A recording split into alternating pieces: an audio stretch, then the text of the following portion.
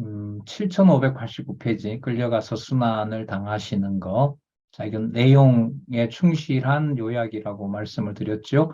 위로 올라가면 대속 사역이 된다. 차이 아주 중요합니다. 그래야 마테마가 누가 요한에 있는 그리스도의 그 십자가 사건의 의미가 여호와 중심으로 논리적으로 연결이 됩니다. 그리고 위로 향하도록.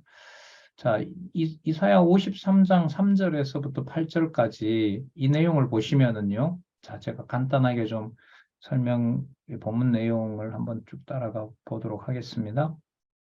3절에 보면 멸시를 받아서 사람에게 실어 버림받았고, 그 다음에 고통을 많이 겪고 있고요.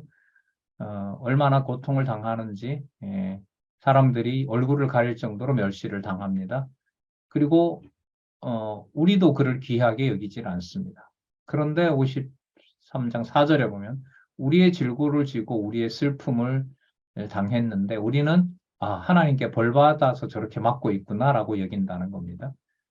5절에 보면, 찔림은 우리의 허물을 인함이고 상함은 우리 죄악을 인함인데, 그리고 우리가 평화를 누리게 되는데 우리는 그가 그렇게 메시아가 당하시는 것이 여호와께서 여호와께 벌을 받는다라고 그렇게 여긴다는 거죠.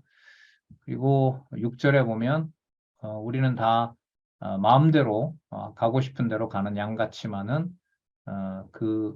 그런 양들을 위해서 죄악을 담당시키셨다고 얘기를 합니다. 그리고 7절에는 어떤 곤욕을 치르더라도 입을 열어서 어떤 고통을 표시하지 않았고 도살장으로 끌려가는 양같이 잠잠하셨다고 합니다. 당하신다는 거죠. 아주 처참하게 당하시는 얘기를 하고 계시고, 그리고 살려달라고 아우성을 치지도 않으셨다는 거죠. 그리고 8절에 보면 곤혹과 신문을 당하지만은 어느 누가 그가 이 세대 중에 누가 생각하기를 그가 산자의 땅에서 끊어짐은 마땅히 형벌받을 내 백성이 허물을 인함이라 하였으리요. 그러니까 그렇게 당하시는 걸 보고 저런 자가 인류의 모든 죄를 사해주는 사역을 한다라고 어느 누구도 상상을 한 자가 절대로 없다는 겁니다. 자, 그러면 여러분 이게 53장 3절에서부터 8절 내용이 이게 뭔가를 하는 내용일까요? 기록 내용으로 보면 당하는 내용일까요? 당하는 거죠. 하지만 이게 이제 이 위에 제목이 중요한 것이 뭐냐면 이게 뭐가 되는 거죠? 대속 사역이 되는 거예요. 사역이 되는 거예요.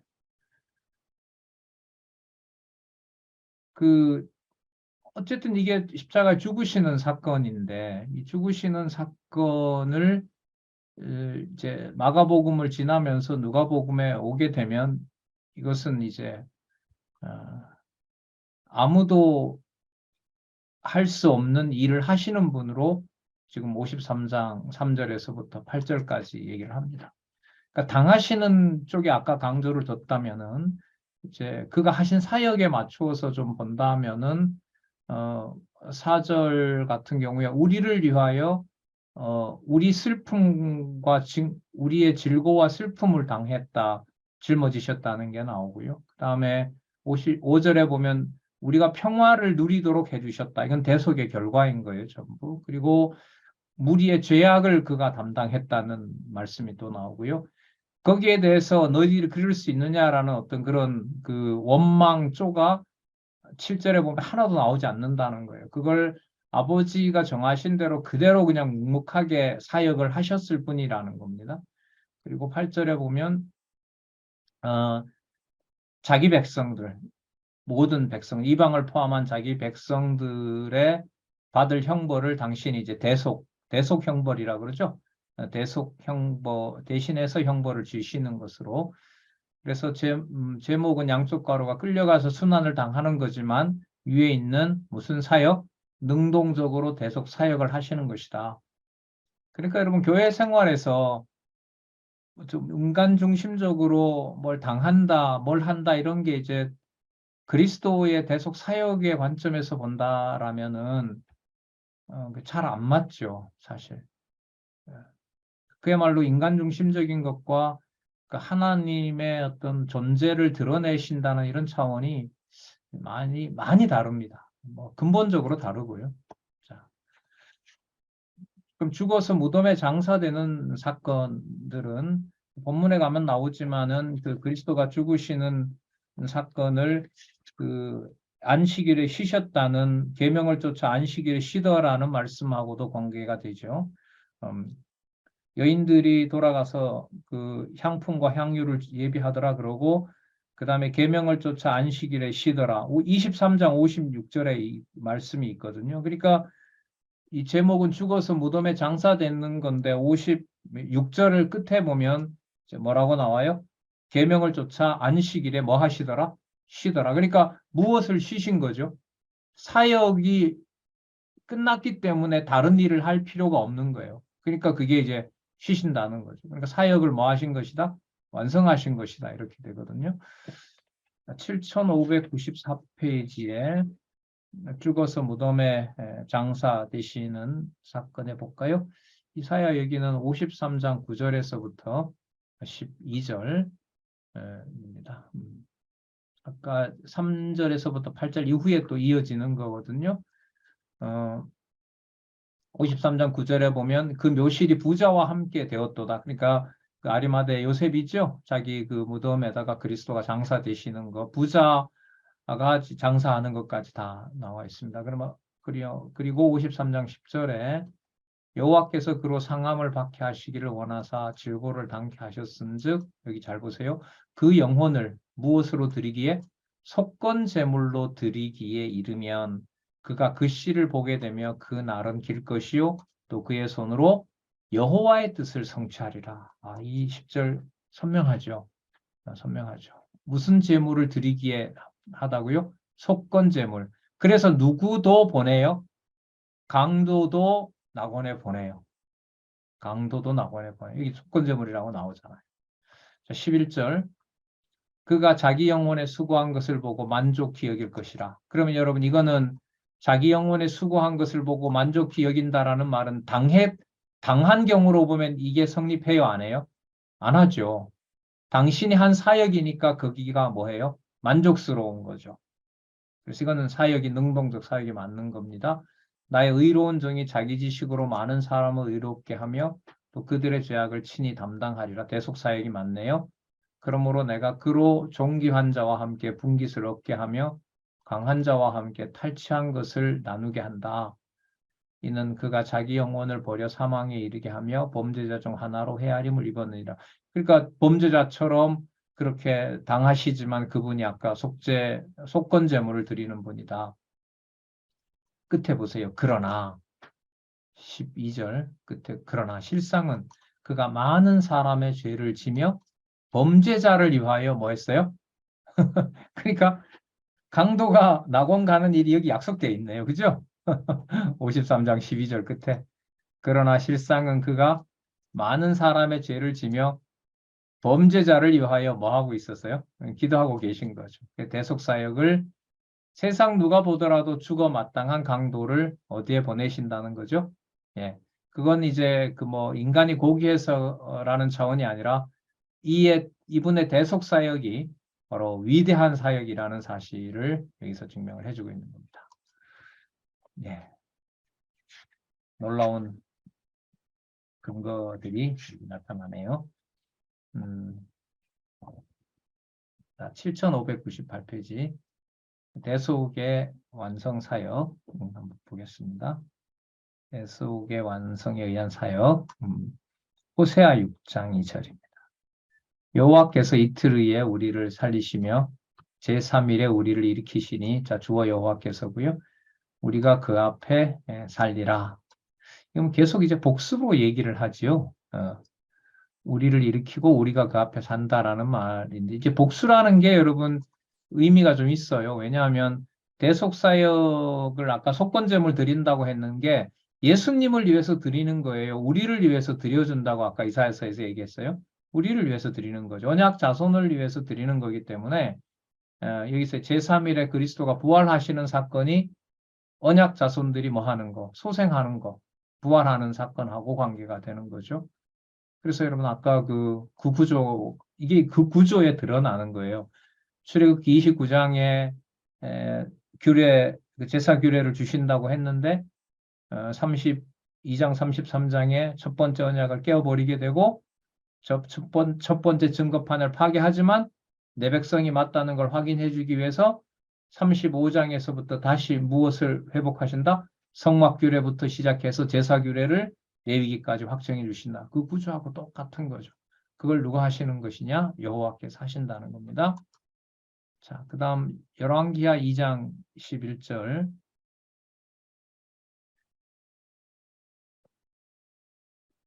요나서 2장 2절은 그 물고기가 토하도록 해서 물고기 토한 다음에 어디로 가죠? 어디로 갑니까? 니네로 가죠? 니네에 가서 누구 구원하죠? 니네 백성들 구원하죠. 18만 명인가요? 12만 명인가? 네. 자, 일단은 두 사람이 행하여 말하더니 호련히 불수레와 불말들이 두 사람을 격하고 엘리야가 회리바람을 타고 승천하더라. 이건 이제 여러분 그 아버지께로 가시는 이제 그리스도의 승천과 관련된 건데 그 승천이 사건이 바로 뭐냐면 영원한 그 성전에 들어가시는 거죠. 그 영원한 그 성전에 들어가심으로 해서 성전 제사를 완성하심으로 해서 대속 사역을 완성하는 겁니다. 마가복음에는 아버지 우편에 어떻게 했다, 앉았다고 얘기를 하시죠. 제사 개념보다는 그가 바로 누구의 아들이다. 그 신분이 아버지 아들이다라는 걸로 끝이 난다면은 누가복음에서는 대속 사역을 완성한 분이기 때문에 그 사역을 다 마치고 천군 천사들이 그를 바로 완성한 그 대속 사역에 대해서 아버지께로 지성소에 들어가는 것처럼 이제 모시고 가는 거죠. 불세례와 불말들이 와서. 자, 그 대속 사역도 예수 그리스도의 어떤 독자적인 성자만 이게 아니라 바로 아버지께서 그 모든 일들을 받아주셔야 되는 겁니다. 대제사장이 아무리 훌륭하게 제사를 드렸다 하더라도 하나님이 받아주지 않으면 다 물거품이 되는 것처럼 그리스도가 하신 모든 일이 완벽해진다는 말은 누가 그걸 다 받아주신다는 의미하고 관계되죠. 아버지가 그대로 다 받아주신다는 것하고 관계됩니다. 그러니까 그리스도의 속죄 제사로 하나님의 백성들이 태어난다는 사건이 이만큼 중요하고 무서운 사건이에요, 사실. 그리스도의 지체에 대해서 우리 요즘 고린도전서 보고 있지만은 사도 바울을 그렇게 진짜 자신이 아버지라고 할 만큼 그렇게 온갖 정열을 쏟게 했는데도 그 자식들이 자기 자식이라고 손을 못 대게 하잖아요, 하나님께서.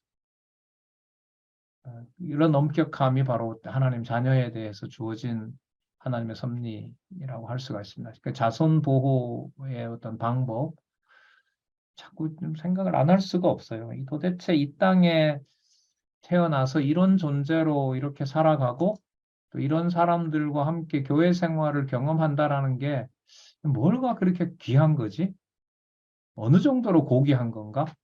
이런 질문을 가지고 이 대석 사역을 보면 아까 뭐 잠깐 뭐 가볍게 그냥 그 강도랑 우리가 차이가 나잖아요. 우리는 그래도 강도보다 낫잖아. 이런 얘기했지만 이게 아니죠. 그러니까 강도를 위해서 하신 사역은 위대한 사역이고 여러분들과 제같이 좀 의로운 자를 위한 사역은 별로 힘이 안 든 사역이고 이게 말이 될까요? 안 될까요? 안 되는 거죠. 그럼 반대로 보면 강도 신분인 거죠. 저희들도. 그리스도가 사역을 하지 않으시면 그리고 또 사역의 어떤 위대함이 불수레와 불말이 와서 엘리야를 회리바람으로 데리고 가는 것처럼 하나님이 완벽한 일을 하셨다라고 인정을 해주는 사역을 하신 거예요, 아들이. 그는 이 땅에 있어야 될 이유가 없는 거예요. 그 사역은 어디에 와서 완성할 사역이니까? 하늘에 있는 성전에 와서 완성할 사역이거든요. 그러니까 단지 승천했다 이렇게 얘기를 하시면 안 됩니다. 여기에. 열왕기하 2장 11절에 예수님이 부활 승천해서 부활하셨으니까 불수레와 불말을 타고 그냥 하늘로 가셨구나. 그럼 이게 그러면 이 대속사역이 한마디도 안 나왔잖아요. 이제 그렇게 설명을 하면. 그럼 대속사역이 되려면은 불수레와 불말이 엘리야를 데리고 간 것처럼 엘리야가 이 땅에서 하나님의 사람으로 자기 일을 다 했다는 거예요. 그런데 누가복음에서는 무슨 사역을 완벽하게 했다는 거죠? 예, 대속사역을 완벽하게 하셨다는 거죠. 대속사역은 성전으로 말하면은 지성소에 들어가기에 합당한 일을 하셨다는 거예요. 그럼 그 지성소에 합당한 일을 하도록 아버지가 인정해 주신 거죠.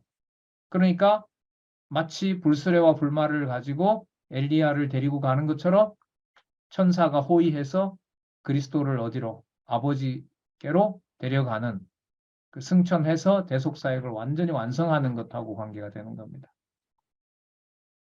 자, 그 사건이 요나서 2장에도 물고기 뱃속에 들어갔다가 이제 니느웨 백성들을 죽었다 살아난 거잖아요, 결국. 그러니까 죽었다가 살아나는 그 일을 통해서 요나는 누가 이스라엘 여호와께서 어느 나라 백성도요? 이방 백성도 12만 명이나 되는 이방 백성도 얼마나 아끼는지를 요나가 물고기 뱃속에서 나옴으로 해서 뭐 하게 돼요? 알게 되는 거죠. 요나는 이제 인간적으로 불완전하게 알게 되는 거지만은 그리스도께서는 죽으시고 부활하시는 그 과정에서 당신이 스로보니게 여인과 같은 그 개 같은 이방인을 위해서도 누가 된다? 또 강도 같은 자를 위해서도 뭐가 되신다? 예, 대속주가 되신다라는 사실을 그리스도는 확증을 하신 거죠. 요나 같은 경우에는 하나님의 사람으로 하나님이 보여주시는 거잖아요. 요나가 뭐 한 건 없잖아요. 계속 반대했으니까요. 물고기의 뱃속에 나와서 전할 때도 요나가 아주 승질이 더럽잖아요, 인간이. 예. 그죠? 하나님 보고 막 죽여달라고 그러잖아요. 그러니까 무슨 꼴을 보느니 차라리 죽겠다는 거예요. 니느웨 성 12여만 명이 여호와 이름을 부르느니 차라리 나는 뭐 하겠다? 그 소리 안 듣고 죽겠다는 거죠. 아주 되게 고약한 사람이에요, 이 사람. 이거 승질로 보면 진짜. 그런데 이제 요나서가 그렇게 끝나잖아요. 요나서 4장 10절과 11절 읽어 드려 볼게요. 여호와께서 가라사대 네가 수고도 아니하였고 배양도 아니하였고 하룻밤에 났다가 하룻밤에 망한 이 박넝쿨을 내가 아꼈거든. 하물며 이 큰 성읍 니느웨는 좌우를 분변치 못하는 자가 12만여 명이요 육축도 많이 있나니 내가 아끼는 것이 어찌 합당하지 않느냐 이 말인 거죠. 그러면 여러분 여기에 그리스도의 대속 사역을 대제사장으로 오셔서 완벽하게 수행하시면서 니느웨 12여만 명의 백성뿐만 아니라 여기 육축도 나와요. 그죠? 육축뿐만 아니라 누구도 낙원에 보내는 일을 하신 거예요. 강도도 보내는 일을 하신 거죠. 그래서 이 누가복음의 대속 사역은 어쨌든 이 현상 세계에서 이 구원론은 매우 중요하거든요. 여러분들과 제가 구원을 받았다라는 어떤 이런 사실들은 이 세상에서 확증되는 일이고 또한 이 세상의 일로는 이게 납득이 되지 않는 일이기 때문에 그런 성경의 내용에서 좀 깊이 생각해 볼 필요가 있다고 봅니다. 자, 양쪽 가로 이를 죽은 지 3일 만에 살아나는 거 한번 볼까요? 호세아 6장 2절. 호세아 6장 2절. 여호와께서 이틀 후에 우리를 살리시며 제3일에 우리를 일으키시나니 우리가 그 앞에 살리라. 그 다음 요나서 2장 좀 전에 얘기했고요. 자, 그 다음에 24장 13절부터 53절 7602페이지 실체를 보이고 승천합니다. 자, 왕하 2장 11절 엘리야와 엘리사를 갈라놓으시고 회리바람을 타고 승천하는 걸로 자, 그 다음에 여러분 시편 110편 1절 한번 볼게요. 여호와께서 내 주에게 말씀하시기를 내가 내 원수로 발등상 되게 하기까지 너는 내 우편에 앉으라 하셨도다. 여러분 이걸 다른 데도 이런 구절이 나오는데 여기 누가복음에서는요 어디에 맞춰야 된다고 계속 말씀드리죠? 대속사에게 맞추셔야 되는 거예요. 그러니까 이제 본문 여기는 생략했지만 다 보면 내가 내 원수로 내 발등상 되게 하기까지, 그러니까 심판주로 내가 보낼 때까지 너는 내 우편에 앉아 있어라. 왜 우편에 앉아 있도록 하시느냐? 사역을 완성하셨기 때문에. 그러니까 지성소에 들어올 수 있는 유일한 일을 완벽하게 한 분이기 때문에 그분이 누구에게로 갈 수가 있는 거예요. 지성소 안에 들어가는 것처럼 아버지께 갈 수가 있는 거죠. 그러니까 여호와께. 이 표현으로 보면은요. 여호와께서 내 주에게 말씀하셨다고 하니까 여호와는 좀 성부의 의미가 강하고요. 내 주는 이제 성자 의미가 강하겠죠. 그러니까 우리가 여호와 계시라고 할 때는 이 꼭 성부만 얘기하는 것이 아닙니다. 그래서 우리는 영원한 영존하시는 여호와 하나님 이렇게 우리가 호칭을 쓰잖아요. 자, 그래서 이 경우로 보면 여호와라는 개념에는 성부 쪽에 관련이 되어 있는 거고 내 주께 말씀하시기를 이렇게 나와 있습니다. 그러니까 이게 요한복음에 가면 이 아버지와 아들이 구분은 되지만 어떻게 될 수는 없어요? 따로 있는 건 아니에요. 특히 사역에서. 사역을 하실 때는 지상에 오셔서 그리스도가 사역을 하시지만 그 그리스도의 사역이 동시에 누구 일을 이루시는 게 돼요? 아버지 일을 이룬다고 분명히 얘기를 하시거든요. 그러니까 순서는 분명한 거예요. 그러니까 아들이 아버지를 낳을 수는 없거든요. 아버지가 아들을 낳는 거지. 이게 이거고 저게 저거다 이렇게 함부로 말을 해서도 안 되는 거예요. 자, 마지막으로 어디를 보시냐 하면은요. 7611페이지에 보시면 7611페이지에 누가복음 사역에 의한 성취 부분에 대한 근거 구절 한번 전체적으로 다시 한번 보도록 하겠습니다. 거기에 보면 창세기 1장 28절 나오죠. 창세기 1장 28절. 그 창세기 1장 28절은 우리가 자손 땅 통치 언약이라고 이제 보통 알고 있는데 대속 사역까지 우리가 공부를 해봤을 때는 그 3대 언약, 자손 땅 통치 언약이 여호와께서 완벽하게 이루신다라는 말을 우리가 할 수가 있어요. 이제 이 대속 사역이 끝나면. 그러니까 여호와께서 언약하신 대로 여호와가 완벽하게 이루시는 증거가 뭐예요? 자기 백성들과 아까 요나서 같으면 뭐까지? 육축들까지라도. 자, 누구까지도? 강도까지도.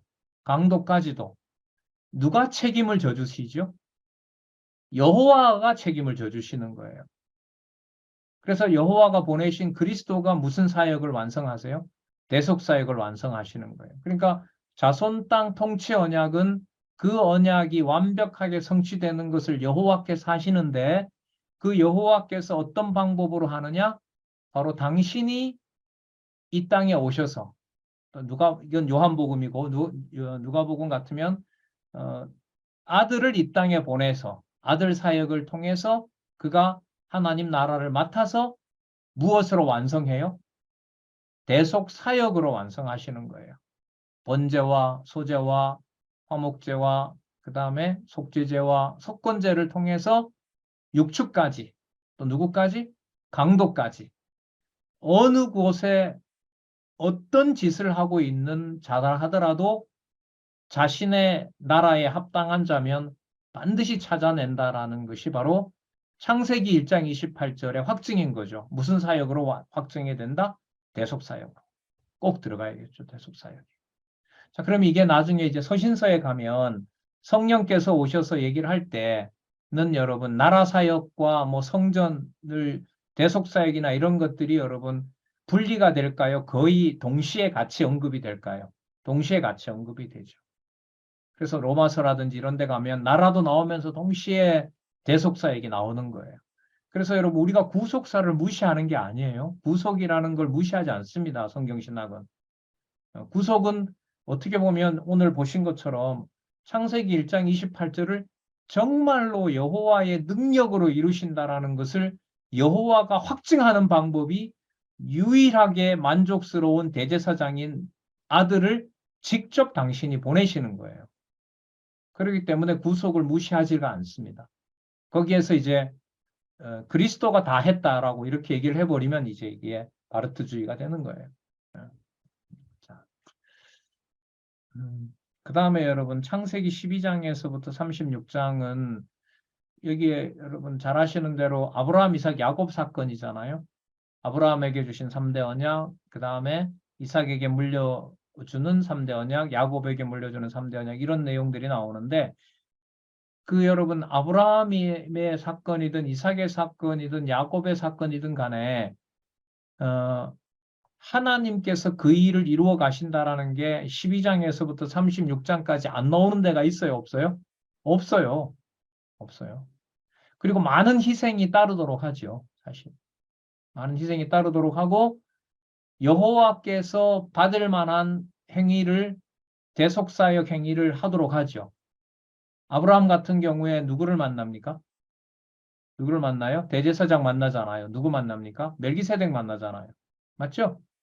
그러니까 아브라함의 사건은 그리고 아브라함이 여러분 제일 마지막에 그 시험에 보면 누구를 바치죠? 이삭을 바치잖아요. 그 이삭을 바치는 그 행위를 통해서 하나님께서 아브라함에게 준 약속을 뭐 합니까? 최종적으로 확증하시잖아요. 아브라함 기사의 마지막 사건이 이삭 바치라는 사건이에요. 근데 아브라함이 주저합니까? 안 합니까? 안 하죠. 여러분, 하나님께서 당신의 아들 그리스도를 십자가에 달 때 주저할까요? 안 할까요?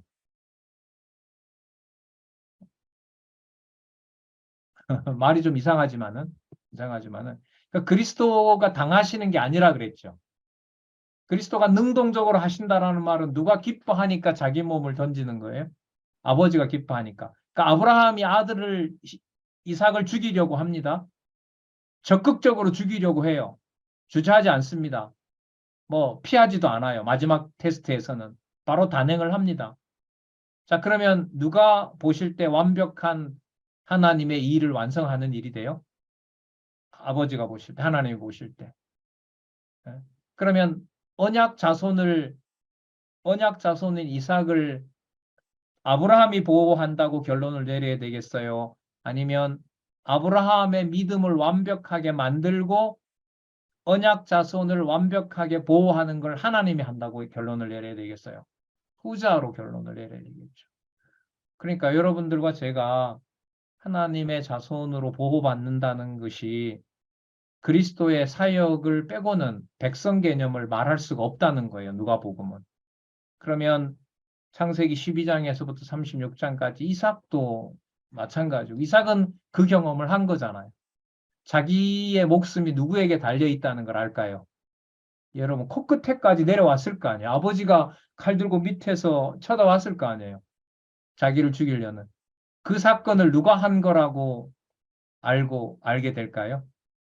여호와께서 언약 자손의 주관자라는 걸 어떻게 보면 알게 되겠죠. 이삭도 그렇고. 야곱 같은 경우에는 뭐 많은 일들이 있었고요. 야곱 같으면 이제 열두 아들을 축복하는 과정에 보면 레위를 낳잖아요, 직접. 레위 지파가 뭐 할 지파죠? 계속해서 피를 만들어낼 지파잖아요.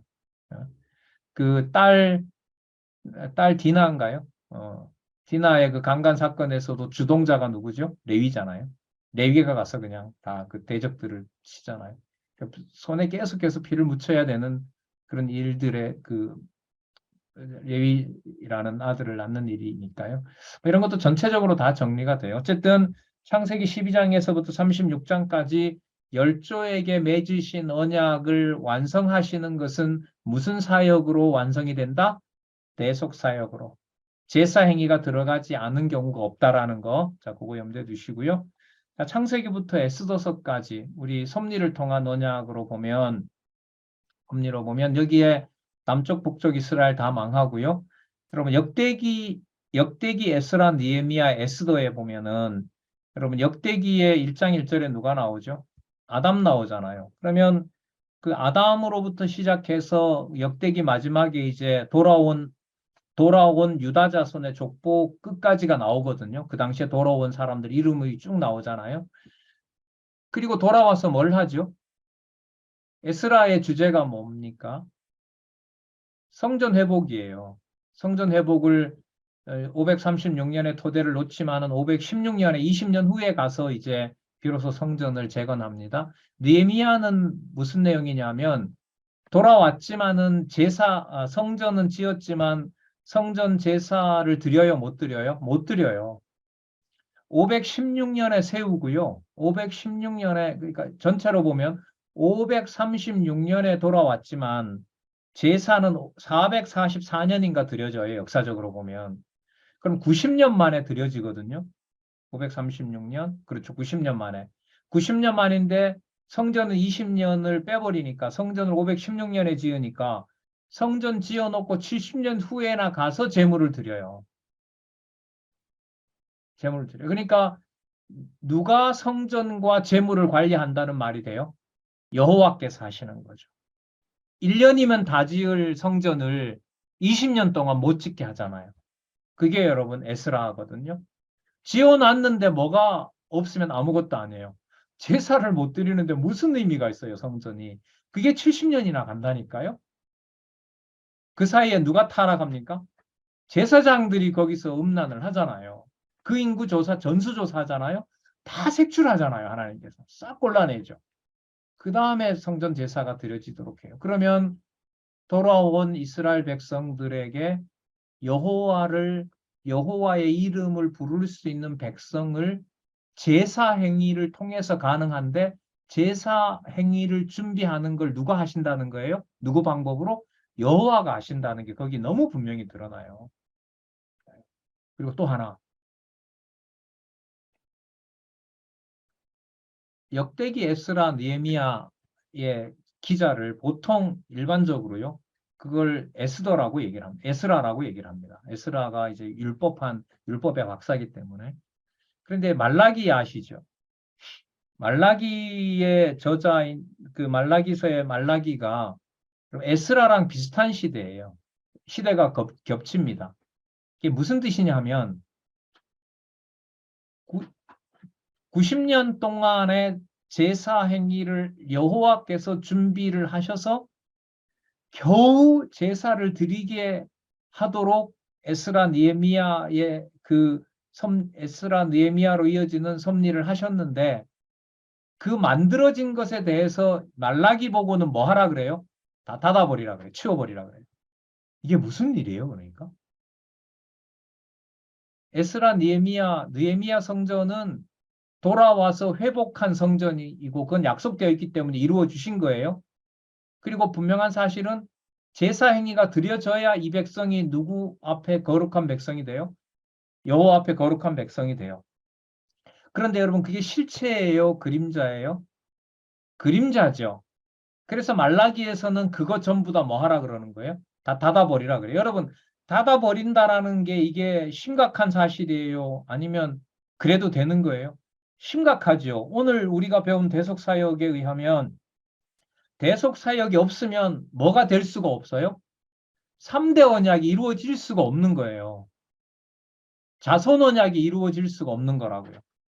그 자손을 자손답게 해주는 것이 아까 출애굽기 또 나오는데 출애굽기 29장에 약속했던 대로 성막과 제사장과 그 제물대 규례를 주지 않으면 그 백성이 광야 생활을 하면서 목숨을 이어갈 수 있어요, 없어요? 없잖아요. 그러니까 꼭 뭐가 필요해요? 대속사역이 꼭 필요하다는 거예요. 그 대속사역이 꼭 필요한데 말라기에 가면 무엇을 안 받겠다고 그래요? 속죄 제사를 받지 않겠다고 해요. 그러면 말라기의 이 문제 상황은 자손 땅 통치 언약이 유다에서 이어지는 것이 전부 뭐 할 지경이 됩니까? 전부 사라질 지경이 되는 거예요. 이게 얼마나 심각한 상황입니까? 그런데 이제 3장에 가면 누구를 소개해요? 언약의 사자를 보낸다고 하시는 거예요. 메시아를 보낸다고 하시는 거죠. 그럼 그때 메시아를 보내는 것은 말라기 1장 2절을 배경으로 하면 자손 땅 통치 언약이 아니라 무슨 사역이 되는 거예요? 대속사역과 관련되는 거죠. 말라기에 자손 땅 통치가 안 나오잖아요. 자손 땅 통치가 자손을 책망하는 내용이 나오지, 책망하는 내용이 나오고 1장과 2장에는 성전 닫으라는 얘기가 나오기 때문에 자손 땅 통치에다 초점을 두는 것이 아니라 어디에다가 두는 거예요? 속죄 제사에다가 초점을 둬요. 그럼 이게 마가복음에 무슨 사역하고 관계가 돼요? 대속 사역하고 바로 연결이 되죠. 그래서 하는 집 보고는 안 되니까 행위를 가지고는 안 되는 거예요. 문을 닫아버리라고 했으니까. 성전 제사를 드릴 자가 아무도 없는 거예요. 그러면 누가 드려줘야, 당신이 보내는 메시아가 드려줘야 누구라도 보낼 수가 있어요?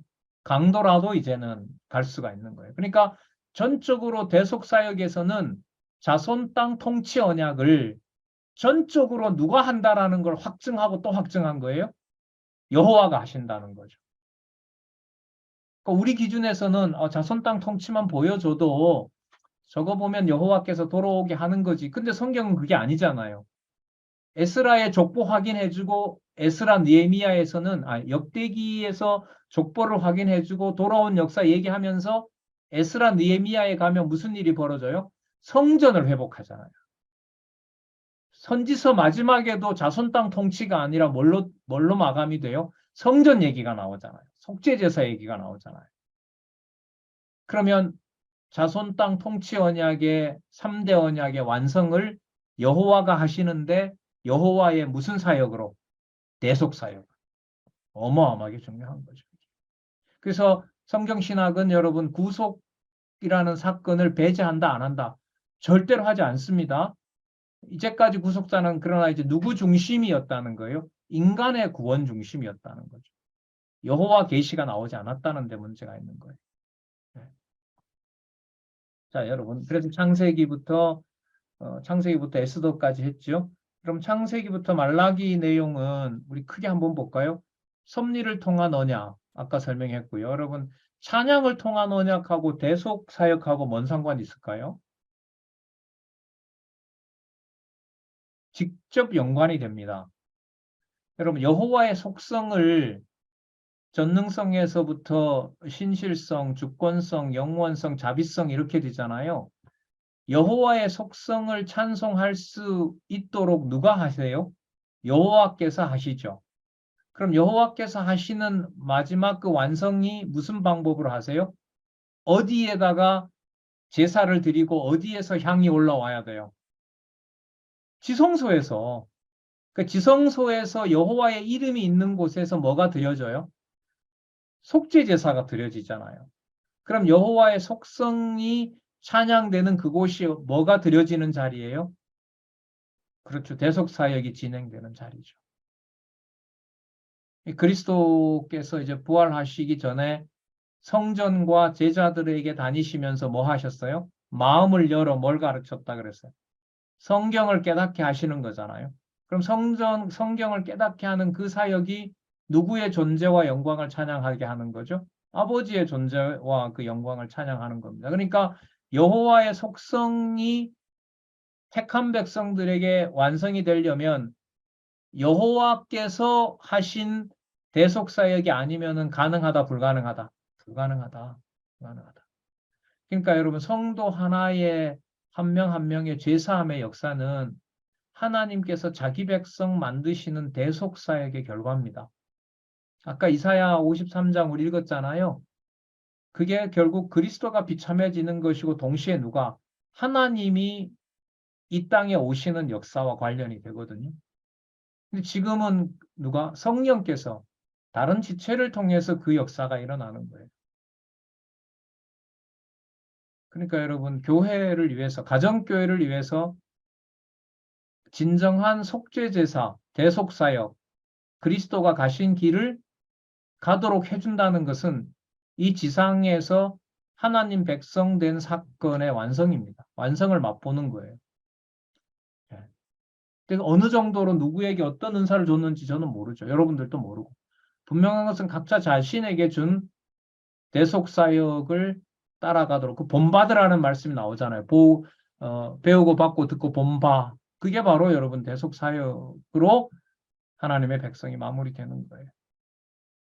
이 부분을 강조를 못했죠. 누가복음에 그러니까 대속사역에 대한 어떤 우리가 신앙생활과 관련해서는 너무너무 약하게 강조가 된 거라는 겁니다. 뭐 윤리적 행위 강조하려는 건 아니에요. 그런 면이 아니에요. 자, 그랬을 때 이제 요한복음으로 가게 되죠. 그러니까 성령께서 오셔서 성도들을 통하여 이루어지는 대속사역이 예를 들면 유대인 바울이 사울이 이방의 지체들을 위해서 만물의 찌꺼기가 되는 그 사건이 창세 전부터 계신 영원하신 하나님, 아버지와 아들과 성령께서 함께하는 대사건이 되는 게 바로 뭐냐면 요한복음에 나타난 본성에 의한 성취가 되는 거죠. 성령 보내신다고 얘기를 하고 성령과 관련된 많은 얘기를 약속하는 게 여러분 마태, 마가, 누가, 요한 중에 어디에서 가장 많이 쏟아져요? 요한복음이잖아요. 14장, 15장, 16장. 그리고 17장에 가면 그 성령께서 반드시 오셔서 보장해줘야 된다는 기도를 창세전에 있었던 약속을 거론하면서 예수님께서 기도하는 내용이 요한복음 17장이잖아요. 그러니까 왜 말씀운동에서 대속 사건을 무시하겠어요? 부속 사건을 얘기하고 부속 사건 너무너무 귀중한 거예요, 이 사건은. 예. 글쎄 너무 지나치다라고 하실는지 몰라도 그리스도가 십자가에 당하신 사건 지금도 볼 수도 없고 뭐 영화에서야 구성된 걸 볼 거고 그것 갖고는 안 되는 거고 예를 들면 여러분 자녀들이 십자가 사건의 그리스도의 대속 사역을 어디서 배우겠어요? 좀 강하게 말씀드려 볼까요? 부모한테 안 배우는 대속 사역을 어디가 배우겠어요? 누굴 통해서 보겠습니까? 친구요? 말이 안 되잖아요, 그건. 이 부분이 너무 많이 소홀히 했고 생각을 깊이 안 하게 된 부분인 거죠. 그리고 실제로는 성경 내용에 대해서 우리가 많이 좀 몰랐고 실제로 이렇게 짜여진 이 구성에 대해서도 잘 몰랐던 거죠. 그러다 보니 그런 내용이 우리가 어느 정도 되니까 지금 이렇게 약간 자꾸 사족을 이렇게 붙일 수가 있는 거거든요. 결론이기도 하지만은 그리고 시가서 그 창세기부터 말라기로 보면 섭리를 통한 언약, 그 다음에 찬양을 통한 언약, 그 다음에 예언을 통한 언약. 예언을 통한 언약에서는 뭐 말라기가 바로 뭐로 끝나니까 예, 대속 사역으로 끝나는 거니까 너무너무 중요한 거죠. 그 다음에 그래서 여러분 요한복음인 거예요. 대속 사역으로 지성소에 딱 들어갔을 때 누구를 볼 수 있는 일이 벌어지는 거죠. 예, 여호와를 볼 수 있는 일이 가능한 거죠. 그래서 요한복음이에요. 그래서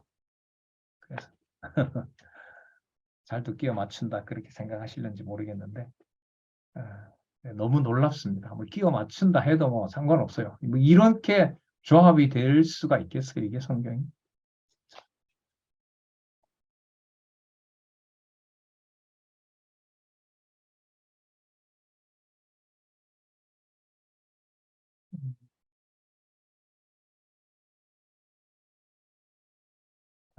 요한복음까지 가는 얘기를 좀 더 길게 했고요. 음, 진도가 달라져도 어쩔 수 없네요. 오전에는 4장까지, 3장까지 요한복음 했는데요. 저녁반은 여기까지 하도록 하겠습니다. 한 사실 10분 정도 남았는데 여러분들 질문을 일단 좀 있는지 받아보고요. 없으면 조금 더 나가도록 하겠습니다. 음소거 각자 한번 해보세요. 왼쪽 밑에 음소거 한번 해보시죠.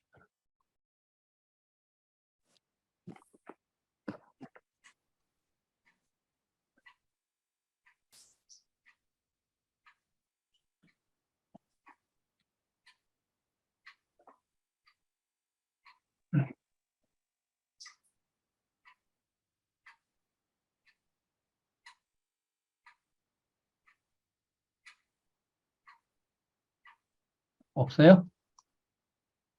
10분 정도 공부 더 할까요? 네. 네, 알겠습니다.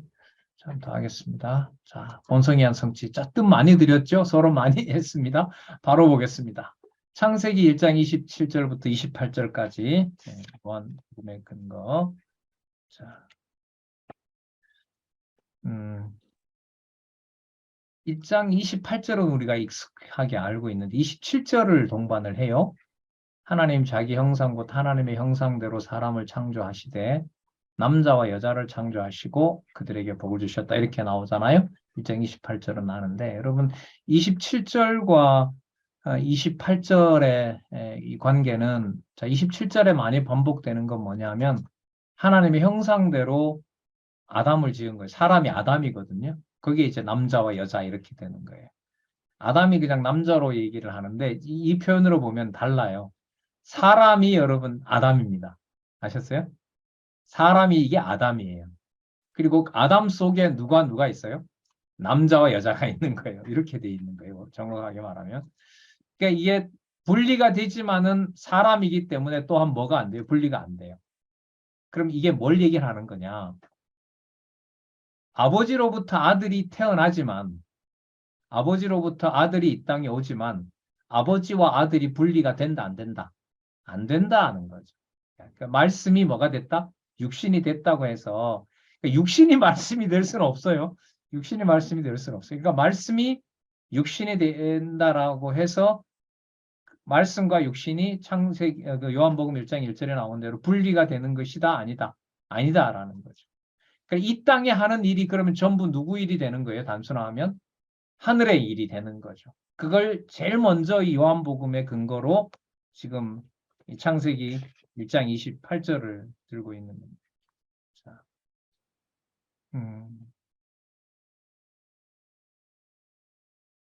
그 다음에 2장 7절 여호와 하나님이 흙으로 사람을 지으시고 생기를 그 코에 불어넣으시니 사람이 생명이 된지라. 자, 흙은 물질이잖아요. 그 다음에 생기는 하나님의 기운인 거고 그리고 사람은 피조물인데 속성은 뭐가 돼요? 생명인 거죠. 육신으로 존재하는 거지만 살아있는 뭐가 되냐 하면 신령한 그 존재가 되는 거죠. 자, 이게 바로 육신의 몸을 입고 왔지만은 생명이다라고 하니까 영원한 생명을 지니고 있는 영적 존재라는 말이잖아요. 생명이라는 게. 영원한 생명을 지니고 있는 영적 존재. 이게 생명이거든요. 자, 여러분 제가 참 좋아하는 구절. 요한복음 1장 14절하고 또 한 구절이 있었죠. 요한복음 1장 18절. 요한복음 1장 18절의 내용이 무슨 내용이냐 하면 본래 하나님을 본 사람이 없으되 아버지 품속에 있는 독생하신 하나님. 기억나세요? 아버지 품속에 있는 독생하신 하나님. 독생이라는 말은 태어났다는 말이니까 사람을 말하잖아요. 그런데 1장 18절에 보면 독생하셨는데 그가 곧 누구라는 거예요? 하나님이라는 거죠. 그러면 육의 몸을 입고 온 그분의 그 본성이 누구라는 거죠? 하나님이라는 거죠. 바로 그리스도에 대한 그리스도의 본성에 대한 얘기가 되는 겁니다. 이게 창세기 1장에서부터 나오고 이게 2장에도 나오는 겁니다. 자, 그 다음에 여러분 창세기 12장에서부터 36장까지 선민의 열조와 언약한 이 내용들 아브라함, 이삭, 야곱의 계보가 이어지는 것은 조금 전에 살펴봤던 것으로 보면 아브라함이 자손을 낳고 아브라함이 이삭을 낳고 이삭이 야곱을 낳는다라는 건 현상적인 얘기인 거고요. 거기에 근본적인 언약 자손이 되도록 하는 힘은 원천은 누구에게 있다는 거예요? 여호와께 있다는 거죠. 그러면 그 언약 자손들이 흙에 생기를 불어넣어서 생명이 되게 한 것처럼 그들이 다른 백성과 다를 바가 없지만 그들에게 언약을 부여 언약 자손이 되도록 한 그 모든 능력은 어디에 있다? 하늘에 속한 것이다. 하나님이 주신 것이다. 하나님이 주신 것이다. 그다음 창세기부터 에스더서까지 이 내용들은 또 마찬가지죠. 그러니까 좌선 땅 통치 전체 역사가 요한복음의 이 본성의 관점에서 봤을 때는 바로 하늘에 속한 하나님의 그 요한복음에 나오는 개념으로 보면 영원한 음료, 영원한 생명의 양식을 이 땅에 있는 백성들에게 주신 어마어마한 사건이 되는 겁니다. 그러니까 육의 몸을 가지고 있는데 그 육의 몸이 곧 누구를 보는 것과 관계가 된다? 그리스도 경우입니다. 아버지를 보는 것과 관계가 된다. 자, 그럼 그래서요. 이제 창세기부터 말라기 전체를 그러면 이 저자는 어디로 보고 있는 거죠? 본성의 관점에서 본다면은 창세기부터 말라기까지 나타난 모든 사건의 무게 중심을 어디로 옮기는 거예요? 하늘에다 옮겨놓는 거예요.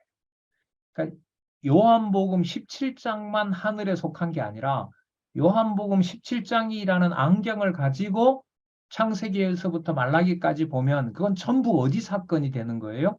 창세전 사건이 되는 거죠. 창세전 사건이 되는 거죠. 그리고 조금 전에 누가복음 마지막에 무슨 사역을 봤어요, 우리가? 대속 사역을 봤죠.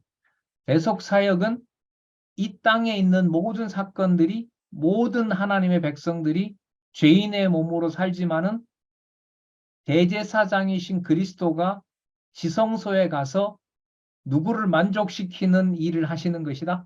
아버지를 만족하시는 일이 되기 때문에 아까 대속사역은 택한 하나님의 백성들이 누가 되는, 어디에 속한 자가 되는, 창세전 하나님의 자녀가 되는 사건의 근거가 된다.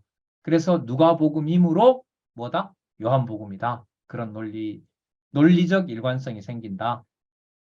자, 그 다음에 여러분 한 장 넘겨보시면 두 번째 단락에 그러니까 여러분 이사야 7장 14절이에요. 무슨 말이냐? 이사야 7장 14절에는 처녀가 잉태하는 거니까 사람이 낳는 거예요? 하나님이 낳게 하시는 거예요? 하나님이 낳게 하시는 거죠. 이 사건이 말씀이 육신이 되신 거죠. 영원하신 말씀이 육신이 되신 사건으로 보는 겁니다. 이사야 8장 8절 볼까요? 자, 유다에 들어와서 창일하여 목에까지 미치리라. 누구라 부릅니까? 임마누엘이라 부르잖아요. 그죠? 임마누엘의 뜻은 하나님이 나와 함께 계신다. 그러니까 하나님이 함께하는 자. 하나님은 어디에 계세요? 하늘에 계시죠. 자, 그 사건을 보여주는 게 창세기 5장 24절. 에녹을 하나님이 데려갑니다. 육신으로 온 에녹이지만은 아까 살펴본 대로 처녀가 잉태하여 아들을 낳는 사건에서처럼 하나님의 자녀를 육신의 어떤 죄 있는 육신의 몸은 본질이 아니라 바로 살아있는 생기로 살아가는 하나님의 백성이고 그렇기 때문에 어디에 가도 손색이 없어요.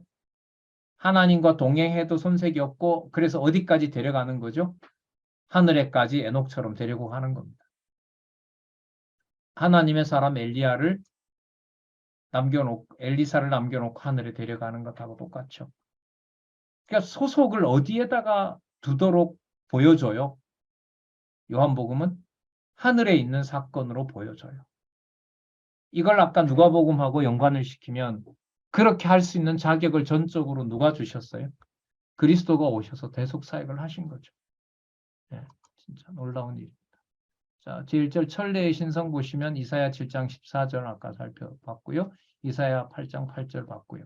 자, 이사야 9장 6절 이게 이제 놀랍습니다. 7615페이지. 자, 하늘에 아까 초점을 둔다 그랬잖아요. 자, 그래서 한 아기가 우리에게 낳는데 한 아들을 우리에게 주신 바 되었는데 그 어깨는 정사를 메었어요. 이 정사를 맸다는 말은요. 자손 땅 통치를 주관하시는 여러분 왕이라는 뜻이에요. 왕인데 대속사역까지 염두에 두고 생각해 보십시다. 누가 원하는 만족한 일을 하세요? 아버지가 원하는 일을 하세요. 그래서 우리로는 이해가 안 돼요. 그래서 기묘자라 그래요. 기묘자예요. 그 기적과 표적과 기사라고 나오잖아요. 그 다음에 아버지에게 모든 것을 말씀을 드려도 다 아버지가 만족해요. 모사라는 말은 우리 책사라 그러죠. 그리고 삼국지에 나오는 제갈공명 같은 사람을 모사라 그래요. 우리 모사꾼 이런 부정적으로 말하는데 그 나라의 통치를 주관하는 그야말로 하는 말마다 진리가 되는 사람, 이 사람 모사죠. 급기야 아들이 뭐가 돼요? 전능하신 하나님이 돼요. 근데 피조물인데 태어났는데 뭐가 되는 거예요? 전능하신 하나님이 돼요. 자, 1장 18절에 독생하신 뭐가 되는 거죠? 하나님이 되시는 거죠. 그런데 그가 아버지의 존재와 차이가 있어요? 없어요? 없어요. 그래서 또 뭐가 돼요? 영존하시는 아버지가 돼요. 어디에 왔는데? 이 땅에 왔는데. 그리고 예루살렘을 진짜 예루살렘 되게 만들어요. 평강이 여러분 샬롬이잖아요. 그죠? 평강이 머무는 곳이 무슨 뜻이죠? 예루살렘, 예루샬라임, 평강의 왕이 되는 겁니다. 그래서 이제 그러면 그 7616페이지에 구주의 신성에 의한 성취 있잖아요. 구주에 의한 신성의 성취 내용에서 이 구주는 땅에 온 구주를 말하는 걸까요? 누가복음에서 대속사역을 완성하시고 아버지가 계시는 곳에 가 있는 영원한 생명을 주관하는 구주로서 바로 하나님을 얘기를 하는 걸까요? 후자죠. 그래서 제목을 보세요. 구주의 무슨 성? 신성. 구주의 신성. 자, 이 땅에 오신 분이 맞지만 요한복음 3장 16절 기억하시죠? 세상을 이처럼 사랑하사 이렇게. 자, 그런데 그가 뭘 가지고 계세요? 하늘에 속한 본성인 신성을 가지고 계시는 거예요. 자,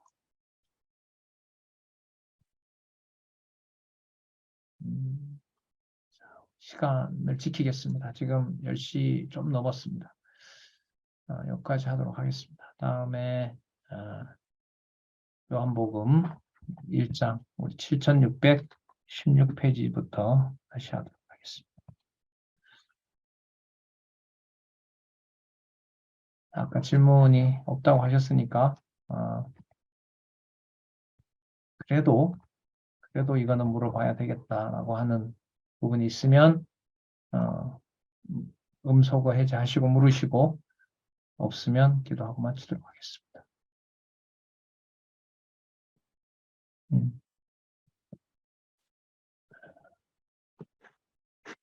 없어요?